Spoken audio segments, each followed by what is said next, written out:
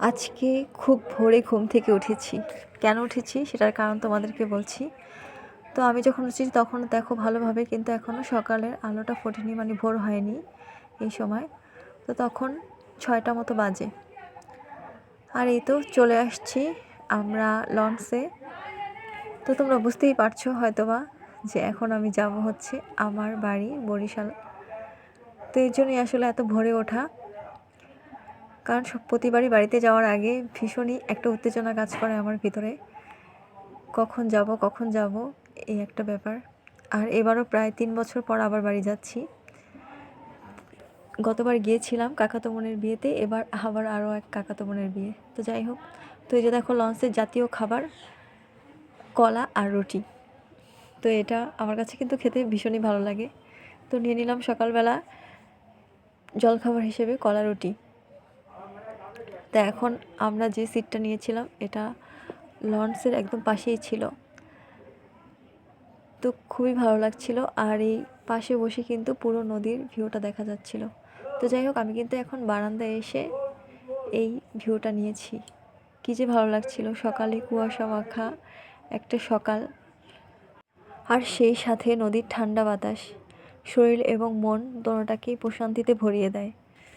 তো যেতে যেতে আমি কিন্তু বেশ অনেকটা সময় এই লঞ্চের বারান্দায় দাঁড়িয়েছিলাম। তো যাই হোক, অবশেষে অনেক চড়াই উতরাই পেরিয়ে চলে আসলাম আমার নিজের বাড়িতে। এই বাড়িতে আসা যে কতটা একটা শান্তি সেটা আসলে বলে বোঝানো যাবে না আমার কাছে, এটা আমার মনে হয়। তো যাই হোক, এসে একটা জিনিস দেখে মন খারাপ হলো যে বাড়ির দরজায় একটা আটচালার মতো করেছে, যার ফলে পুরো অন্ধকার হয়ে গেছে। তো যাই হোক, পরবর্তী তোমাদেরকে দেখাচ্ছি। তো এই যে দেখো অলরেডি কিন্তু সব সাজিয়ে ফেলেছে। তো সাজানো দেখাতে দেখাতে এক পর্যায়ে এসে থমকে দাঁড়ালাম এই যে আমাদের বাড়ির সমাধি খোলায়। তো এখানে আমাদের বাড়ির যারা গত হয়েছে তাদের সমাধি, এখানে আমার ঠাকুমা, দাদু, আমার কাকার সমাধিও ছিল। তো এখানে বেশ কিছুক্ষণ দাঁড়িয়েছিলাম, তাদের জন্য মনটা খারাপ লাগছিল। আর 7:30 বাজে লঞ্চ ছেড়েছে আমাদের। তো আমরা এসে পৌঁছেছি বাড়িতে 2টার দিকে। তো এখানে এই যে আমার কাকিরা এখন দুপুরের খাবারের আয়োজন করছে। তো সবাই মিলে বসে পড়েছি খাবার খাওয়ার জন্য। তো এখনও কিন্তু সব অতিথিরা আসেনি, আস্তে আস্তে আসবে। তো আজকে কী কী রান্না করেছে দেখো, এই যে মাছ, পোয়া আর বাটা মাছ একসাথে রান্না করেছে, এত মজা হয়েছিল। আর সাথে ছিল ডাল টমেটো দিয়ে, আর এটা হচ্ছে মেটে আলুর তরকারি, আর করলা ভাজি আর কলই শাক। সবগুলো খাবার যে কি ভালো হয়েছিল খেতে। আমার কাকিরা কিন্তু অনেক ভালো রান্না করে। তো সবার সাথে মিলেমিশে দুপুরের খাবার খেলাম অনেক দিন পর, ভীষণই ভালো লাগছিল।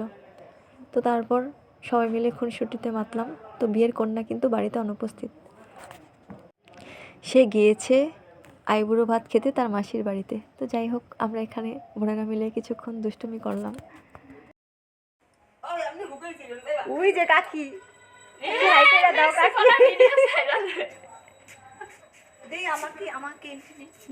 এই যে আমাদের ব্লগার দোলারানী, প্লিজ তোমরাও চ্যানেলটাকে একটু সাবস্ক্রাইব করে দিও। এবার বেশ অনেক দিন পর তোমাদের সাথে একটা লং ভিডিও শেয়ার করলাম।